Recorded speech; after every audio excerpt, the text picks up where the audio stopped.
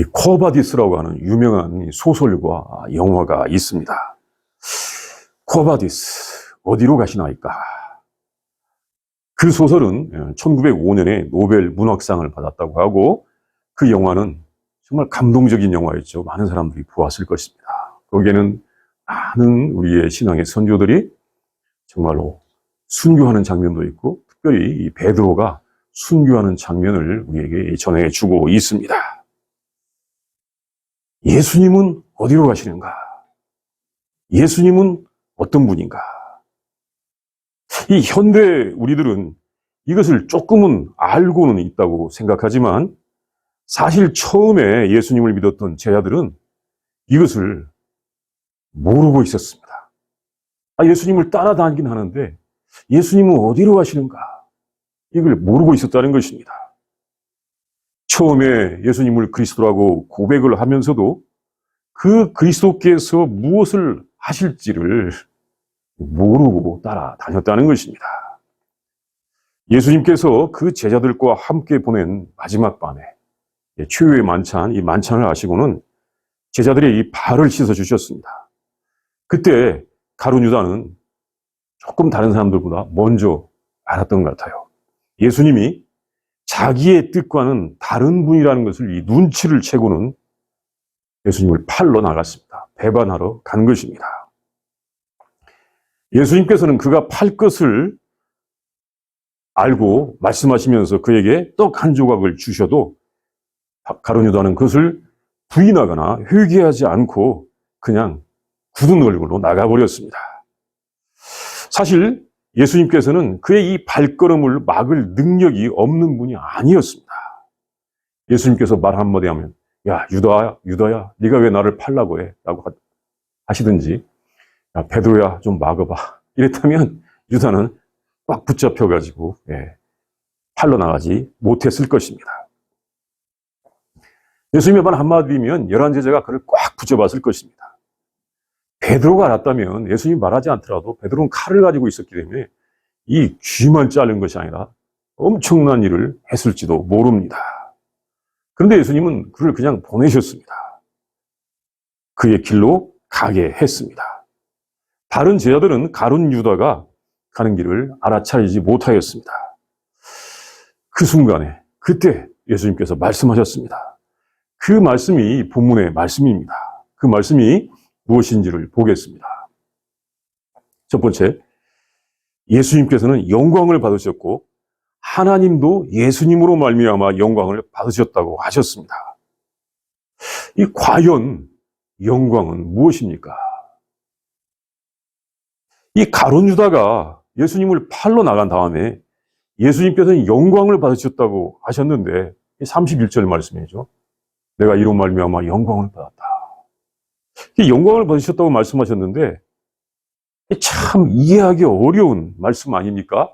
아니 가룟 유다가 팔러 나갔는데 예수님께서 내가 이로 말미암아 인자가 영광을 받았고 지금 인자가 영광을 받았고 하나님도 인자로 말미암아 영광을 받으셨도다. 이 영광이 무엇입니까? 많은 사람들이 환호성을 올려주거나 박수를 치거나 축가를 보내는 일, 그것을 우리는 영광이라고 생각을 합니다. 영광을 받았다. 참 영광스럽게 되었다. 환호성을 올려주고 박수를 받고 그거 아니겠습니까? 그런데 가룟 유다가 예수님을 팔러 나가는 것이 어떻게 예수님께서 이 찬양, 영광을 받으실 일입니까? 사실 예수님은 이제는 고난을 당하고 모욕을 받고 죽을 일이 남아 있습니다. 이것이 영광일까요? 어떤 것이 영광일까요? 이 예수님께서 영광을 받는 것과는 다른 모습으로 영광을 받은 자가 있습니다. 이것은 요한계시록 18장 7절에 나오는 그 말씀에서 볼 수가 있는데 굳이 찾아보기보다는 제가 그 본문의 말씀을 읽어보겠습니다. 그가 얼마나 자기를 영화롭게 하였으며 사치하였든지 그만큼 고통과 애통함으로 갚아주라. 그가 마음에 말하기를 나는 여왕으로 앉은 자요 과부가 아니라 결단코 애통함을 당하지 아니하리라 하니. 이 요한계시록 18장 7절에 있는 말씀인데 바벨론, 즉 음녀의 모습입니다. 요한계시록에는 두 가지 종류의 여자가 나오죠. 하나는 그리스도의 신부, 하나는 음녀. 이렇게 두 가지 종류의 사람을 두 가지로 구분해서 이야기했습니다. 이 바벨론 음녀의 모습입니다. 음녀가 자기를 영광스럽게 하며 사치를 했습니다. 음녀들, 예수님을 대적하는 자들은 자기를 영광스럽게 하며 사치를 했다 이것입니다. 예수님께서는 고난을 당하고 모욕을 당하고 십자가를 지는 것이, 십자가를 질 일을 지금 그 일이 계속 진행되는 것이 영광을 받았다고 하시는데, 우리가 성경을 보면 이거 성경 지금 잘못 쓰여진 거 아니야? 이렇게 생각할 수도 있어요. 예. 모욕을 당하고 고난을 당하고 십자가를 지실 일이 영광을 받았다고 하는데, 예수님을 대적하던 음녀는 사치를 하면서 자기를 꾸미면서 자신을 영화롭게 하였다고 하였습니다. 영화롭게 하는 것이 무엇입니까? 예수님께서는 우리에게 영광이 무엇인지를 생각하도록 하시는 것입니다. 사실 예수님께서 우리에게 보여주시는 이 하나님의 나라에서 사람들은 영광을 받을 자격이 있을까요? 하나님의 다스림을 받고 살아가야 되는 성도들이 받을 영광은 무엇입니까? 그것은 하나님의 뜻에 순종하는 것입니다. 성도는 하나님의 뜻을 따라서 자기를 부인하고 십자가를 지고 가는 것이 영광을 받는 것입니다. 예수님께서는 가룟 유다가 자기를 팔 것을 아십니다. 그리고 하나님을 거역하고 예수님을 배반하고 팔 권한이 없는 가룟 유다에게 팔린 예수님께서는 그 거래를 무효하지 않고, 야, 너는 나를 팔 자격이 없는데 네가 왜 나를 팔았어? 이 거래 무효야 라고 무효하지 않고 그대로 그 길로 가실 것입니다. 팔 권한이 없는 사람들에게 팔린 하나님의 모습을 예수님은 분명하게 보여주실 것입니다. 하나님의 뜻을 따라서 십자가에서 대속의 제물이 되실 것입니다. 이것이 하나님께 영광을 돌리는 모습인 것을 우리에게 알려주십니다. 예수님께서는 우리 성도들이, 우리들이 이 죄악된 세상에서 얻어야 될 영광, 누려야 될 영광이 무엇인지를 알려주시고 있습니다. 두 번째, 예수님께서는 그들과 잠시 동안 함께 있겠고 제자들은 예수님을 찾겠으나 예수님 가는 곳에 아직은 올 수 없다고 말씀하셨습니다. 예수님께서는 그 남은 11 제자들에게 말씀하셨습니다. 그간에 이 십자가의 고난을 당할 것을 예수님이 미리 여러 차례 예고하셨죠. 적어도 3번, 4번도 더 되는 것 같은데 그렇게 말씀하셨어도 제자들은 전혀 이해하지를 않았습니다. 이해하지 못했습니다라고 말할 수도 있을 것 같지만 사실은 이해하지 않았습니다. 예수님이 내가 십자가에서 고난을 받고 이제 제3일에 부활할 것이다 말씀하시더라도 제자들은 이해하지 않습니다. 왜? 자기들의 생각과는 너무나 다르기 때문에 그런 일은 없을 거야. 혹시 내 마음의 충성심을 지금 예수님이 시험하고 있을지 몰라라고 하면서 이해하지 않는 것입니다. 그냥 들떠 있었던 것 같습니다. 선생님 때문에 큰 덕을 볼 것이라는 것으로 그들은 가득 차 있었던 것입니다. 그래서 그 제자들은 그 분위기를 몰랐습니다. 6월절 만찬의 그 의미도 몰랐습니다. 그 만찬 후에도 누가 더 큰 사람인지, 누가 더 높은 권세를, 더 높은 지위를 가질 것인지를 논쟁하고 있었습니다.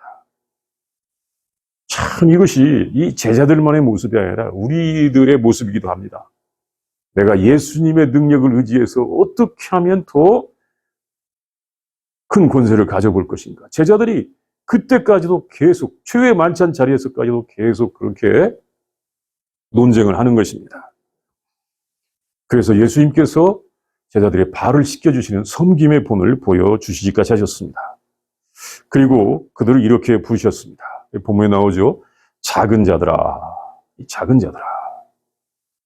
이 말에는 이 사랑이 들어있기도 하지만 아직은 믿음이 어린 자라고 하는 그런 의미가 있습니다. 믿음이 어린 자다. 그런 의미가 있습니다. 그들은 나이로는 성인이었지만 아직도 믿음이 성숙한 사람이 아니었던 것입니다. 하나님의 뜻, 예수님의 사명을 이해하지 못하고 있었습니다. 33절 말씀이죠. 작은 자들아, 내가 아직 잠시 너희와 함께 있겠노라. 굉장히 중요한 말씀입니다. 아직 잠시 너희와 함께 있겠노라.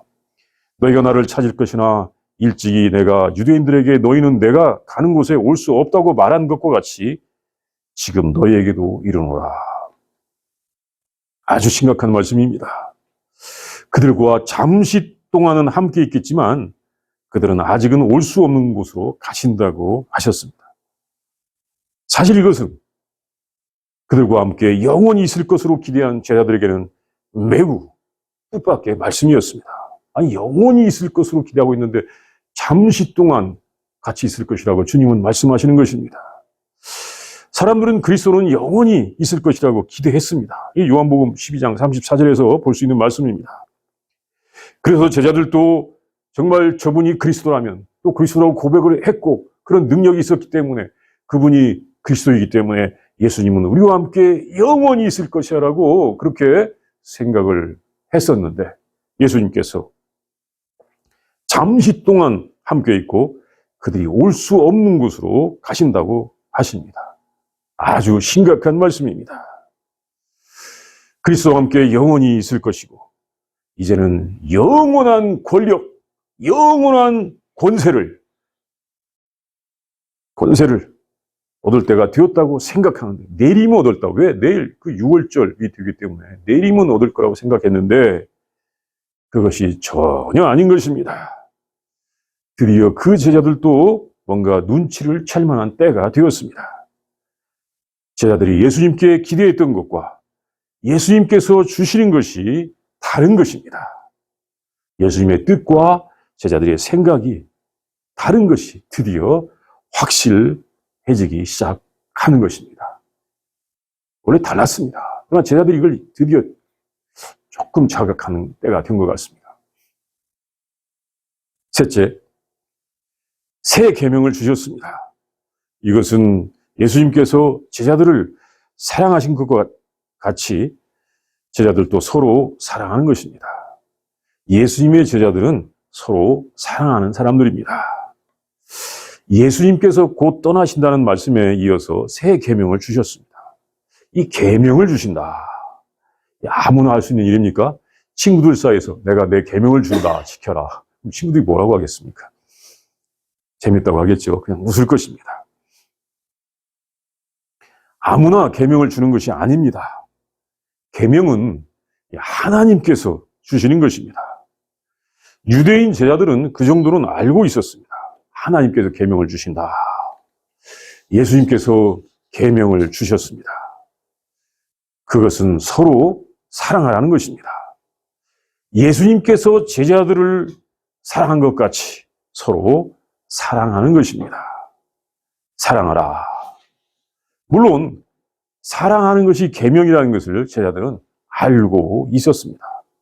이것은 이 레위기와 신명기를 통해서도 알고 있었습니다. 이 레위기 19장 18절 말씀을 제자들이 알고 있었기 때문입니다. 사랑하라. 그 계명이었습니다. 그런데 예수님께서 새 계명으로 주셨습니다. 그것은 예수님께서 제자들을 사랑하신 것 같이 서로 사랑하는 것입니다. 그럼 예수님께서 주신 새 계명과 원래 구약 성경 레위기 19장에 있었던 계명이 차이가 무엇일까요? 차이가 없다면 굳이 새 계명이라고 할 필요가 없을 것입니다. 다른 점이 있는데 이것은 구약에서는 그 사랑의 기준이 자신이었습니다. 이 기준이 다릅니다. 내 이웃 사랑하기를 내 자신과 같이 사랑하라. 이게 레위기 19장 18절 말씀이죠. 내 이웃 사랑하기를 내 자신과 같이 사랑하라. 이것도 굉장한 계명입니다. 사랑의 기준은 자신입니다. 그러면 저는 저 자신을 사랑하지 않습니다. 그러니까 내가 이웃도 사랑하지 않습니다. 이렇게 말할 수도 있을 것 같습니다. 자신을 사랑하지 않는 사람은 이웃을 사랑할 수 없다고 할 수도 있을 것입니다. 그런데 우리 주님께서 주신 새 계명에서는 이웃사랑의 기준이 예수님께서 제자들에게 주신 사랑입니다. 그 사랑이 어떤 사랑입니까? 끝까지 사랑하는 사랑, 절대적인 사랑입니다. 아가페 사랑이라고 합니다. 아가페죠, 아가페. 전적으로 예수님께서 이웃을 사랑하신 그 사랑입니다. 그래서 구약에서는 이 자기 자신이 그 사랑의 기준이었다면, 자기 자신의 사랑이 그 사랑의 기준이었다면, 이제는 자기 자신을 뛰어넘어서 예수님께서 사랑하신 것처럼 아가페 사랑을 하라는 것입니다. 이것이 새 계명입니다. 그다음에 두 번째는 또 하나의 다른 점은 그 범위입니다. 범위. 내 이웃이 누구냐? 이것이 유대인들이 잘 모르는 것이었습니다. 유대인들은 선민과 이방인으로 나누어 놓았습니다. 그래서 자기들의 이 동족만을 이웃으로 보았던 것입니다. 우리 유대인들만 사랑하고 사마리아 사람도 사랑하지 않고 그리스 사람도 사랑하지 않고 안 해도 되고 자기 동족만을 사랑의 대상으로 보았습니다. 이건 절대 하나님의 뜻이 아니었습니다. 예수님께서는 서로 사랑하라고 하셨습니다. 그리고 예수님께서 제자를 삼을 때, 이 제자를 누구를 삼을 것인가, 그걸 말씀하실 때, 너희는 사마리아와 땅끝까지 이르러 내 증인이 되어라.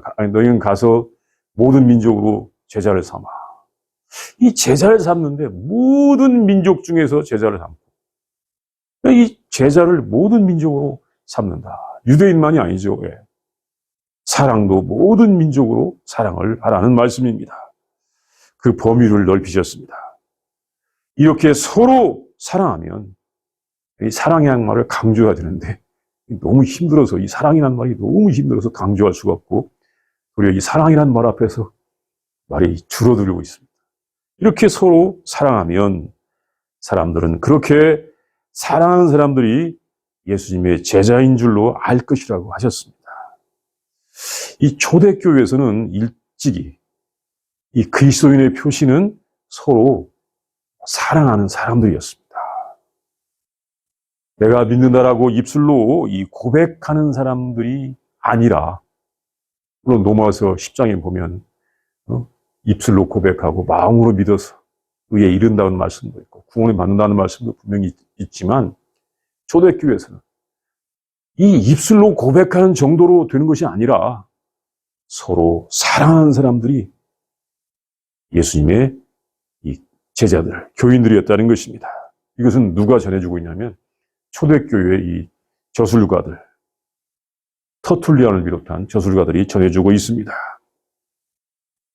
사랑하는 사람이 예수님의 제자들입니다. 이 제자 훈련이라고 하는 것은 사실은 사랑하는 훈련인 것입니다. 예수님께서는 그 제자들에게 계명을 주셨습니다. 그 제자의 징표가 되는 계명을 주신 것입니다. 내가 너희를 사랑한 같이 너희도 서로 사랑하라. 오늘날 참 이 제자 훈련 책도 나와 있고 성경 공부도 많이 하는데 정말 중요한 것은 서로 사랑하는 훈련인 것입니다. 네 번째, 베드로가 예수님께서 떠나갈 것을 드디어 알았습니다. 그래서 물었습니다. 주여, 어디로 가시나이까? 예수님께서 곧 떠나신다고 하시고 새 계명까지 주시니까 제자들이 그 뜻밖의 말씀에 궁금하지 않을 수가 없었을 것입니다. 그래서 물었습니다. 주여, 어디로 가시나이까? 그 라틴어가 도메네 코어바디스입니다. 도메네 코어바디스. 주여, 어디로 가십니까? 드디어 무엇인가를 알아차린 것 같습니다. 분위기가 크게 변하는 시간입니다. 그는 끝까지 함께 있을 줄로 알았었지만 또 가신다면 끝까지 함께 가고 싶어서 물었을 것입니다. 아니, 지금까지도 따라왔는데 함께 가지 못한다면 지금까지 했던 일이 헛수고가 아닐까? 아, 주여, 어디로 가십니까? 나도 끝까지 가겠습니다. 이런 태도였을 것입니다. 그때 예수님의 대답은 내가 가는 곳에 지금은 따라올 수 없으나 후에는 따라오리라는 말씀입니다. 지금까지 함께 여기까지 왔지만 이제는 더 이상 지금같이 가지는 않을 것이다. 같이 갈 수 없을 것이다. 이 말씀에 제자들은 혹시 아니 주님께서 자기들을 떼어놓고 혼자 좋은 곳으로 가실지도 모른다고 생각했을 수도 있습니다. 아, 예수님께서 권세를 잡는데 이제 우리같이 시골에서 온 무지랭이들, 우리 같은 사람들은 뒤에 두고 이 예루살렘의 화려한 사람들과 함께 권세를 잡는 것 아닐까? 이렇게 오해했을 수도 있습니다. 아, 예수님께서 너희가 지금 따라올 수 없다고 말씀하시기 때문에 그렇습니다. 왜냐하면 그 제자들은 아직 영적인 어린이들이었기 때문입니다. 하나님의 뜻을 제대로 알지 못합니다. 예수님의 말씀 교훈을 제대로 알지 못하고 있었습니다.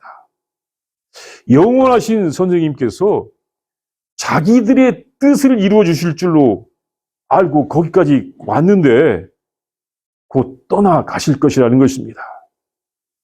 이제 제자들이 그것을 알기 시작하는 것 같습니다. 잠시 동안만 함께 있고 떠나가신다. 아니, 우리들은 두고 가신다고? 어디로 가시는 것일까? 그래서 베드로가 물었지 않습니까?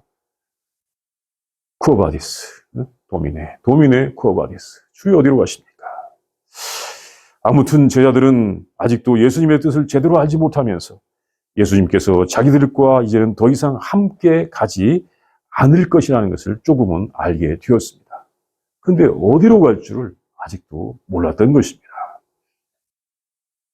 다섯 번째, 예수님께서는 베드로의 부인을 예고하셨습니다. 베드로는 예수님을 위하여 죽을 수도 있다고 했지만 예수님께서는 베드로가 닭 울기 전에 3번이나 부인하려고 예고하셨습니다. 베드로는 예수님께서 지금은 따라올 수 없다고 하시자 예수님께서 자신을 버리는 것으로 생각한 것 같습니다. 아, 나를 두고 가는가?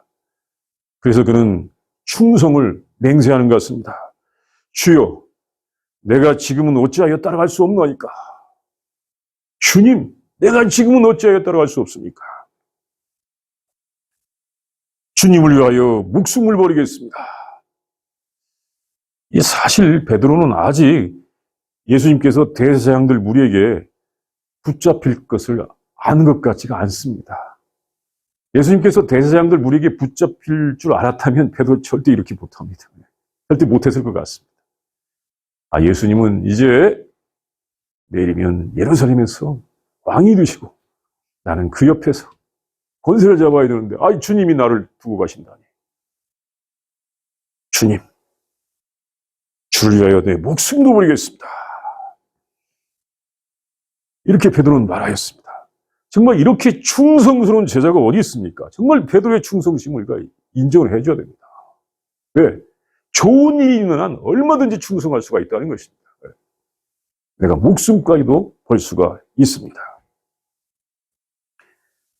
그런데 이것은 예수님께서 십자가를 지시는 것이 아니라 아직도 권세를 잡을 수 있다는 것을 생각하며 하는 말 같습니다. 권세를 잡을 때까지 끝까지 저는 갈 것입니다. 아주 굳센 믿음입니다. 정말 우리 굳센 믿음을 가져야 되는데 주님께서 나에게 좋은 것을 주실 줄 믿기 때문에 나는 끝까지 갑니다. 저는 주님의 충성스러운 제자입니다. 제가 끝까지 가겠습니다. 그때 예수님은 사실을 말씀하십니다. 네가 나를 위하여 목숨을 버리겠느냐? 내가 진실로 너에게 말하는데 닭 울기 전에 내가 3번 나를 부인하리라. 아니, 베드로는 자신이 목숨을 버릴지언정 예수님과 끝까지 함께 가겠다고 하였는데 심지어 베드로가 예수님을 부인하는 그런 상황이 온다는 것입니다. 베드로가 아무리 강하고 의지가 강하고 권력욕이 강할지라도 예수님을 부인할 수밖에 없는 그런 상황이 오는 것입니다. 이것은 베드로가 이 통제할 수 없는 그런 시간이 아닙니다. 이것은 베드로가 이것을 상황을 조정할 수 있는 시간이 아닙니다. 베드로가 그 자리를 피할 수 있는 상황도 아니었습니다. 사실은 엉겁결에 당하는 상황입니다. 그렇지 않도록 그것을 대비할 수도 없었습니다. 왜? 지금 예수님께서 대제사장들에게 붙잡히는 것은 베드로가 전혀 상상할 수도 없는 상황이었기 때문에 그렇습니다. 베드로의 시나리오 속에서 예수님께서 대제사장들에게 붙잡히면 나는 이렇게 할 거야 라고 조금이라도 마음속에 생각할 수가 있었다면 베드로는 부인하지 않았을 것입니다. 이것은 베드로가 그렇게 대비할 수도 없는 상황이었습니다. 나는 끝까지 주님을 따라가기라. 아무리 그럴지라도 그렇게 되지를 않습니다. 인간들의 약함이 그들의 의지와 실망을 극복하지 못하게 하는 것입니다. 우리의 약함이 다 우리의 의지와 실망을 극복하지 못하게 합니다. 베드로가 예수님을 부인하지 않을 수가 있었다면 얼마나 좋았을까. 굉장히 이상적인 상황인데 인간의 한계를 뛰어넘어라는 것이죠. 베드로는 예수님의 말씀이 많이 슬펐을 것입니다. 왜 나를 믿지 못하는 것일까? 나는 끝까지 충성을 다해서 주님과 함께 큰 권세를 누리고 싶은데 내가 뭐에 부족했을까? 베드로는 많이 슬펐을 것입니다. 아니면 도대체 예수님은 무슨 일을 일으키실 것일까? 우리를 버리는 것일까? 우리가 이 바른 믿음을 가지기 위해서는 예수님께서 주시는 것이 진정으로 무엇인지를 잘 알아야 하는 것입니다. 우리가 추구해야 될 영광이 무엇인지를 진정으로 잘 알아야 할 것 같습니다. 막 영광스러운 행사를 위하여 큰 화환을 갖다 놓고 뭐라고 쓰는 것, 그게 진정한 영광일까? 예수님께서 주신 것이 진정으로 무엇일까? 그 구원이 무엇인지를 잘 알아야 하는 것입니다. 그리고 그것은 우리가 서로 사랑함으로써 얻게 될 것입니다. 베드로는 부인할 수 있지만 그래도 제자들이 서로 사랑할 수 있다면 그들은 다시 예수님을 만나게 될 것입니다. 우리 시간도 함께 기도합니다. 먼저 묵상합니다. 우리 본문의 말씀을 묵상해 봅니다. 우리 예수님께서 가룟 유다가 나간 다음에 인자가 영광을 받았고 아버지께서 영광을 받으셨다고 말씀하십니다. 그리고 내가 잠시 동안 너희와 함께 있을 것이나 너희가 나 가는 곳에 따라오지 못할 것이라고 말씀도 하십니다. 베드로는 물론 예수님께서 내가 너희를 사랑한 같이 서로 사랑하라고 한 새 계명도 주십니다. 베드로는 이 말씀 듣고는 주여 어디로 가시나이까? 도미네 쿠오바디스라고 주님께 묻기도 합니다. 그러나 주님께서는 베드로에게 네가 나를 부인하리라 라고 말씀하시기도 하십니다. 이 예수님의 말씀하시는 모습을 우리가 상상하면서 우리가 그 자리에서 구경하는 것처럼 그 자리에 함께 있는 것처럼 그렇게 상상하도록 하겠습니다.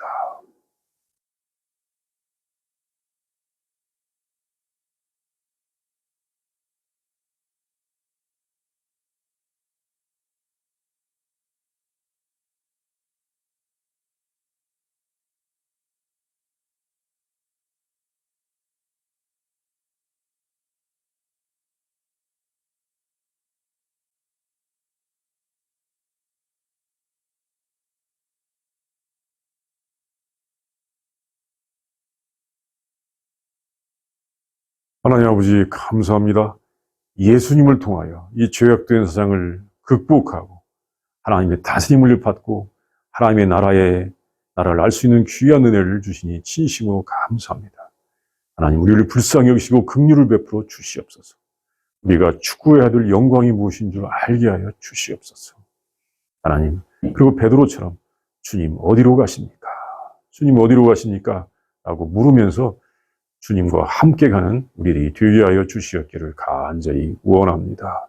하나님, 우리가 정말 주님을 따르기에 힘이 부족하오나 우리가 서로 사랑하면서 주님께서 주신 새 계명처럼 서로 사랑하면서 함께 갈 수 있도록 인도하여 주시옵소서. 예수님의 이름으로 기도합니다. 아멘.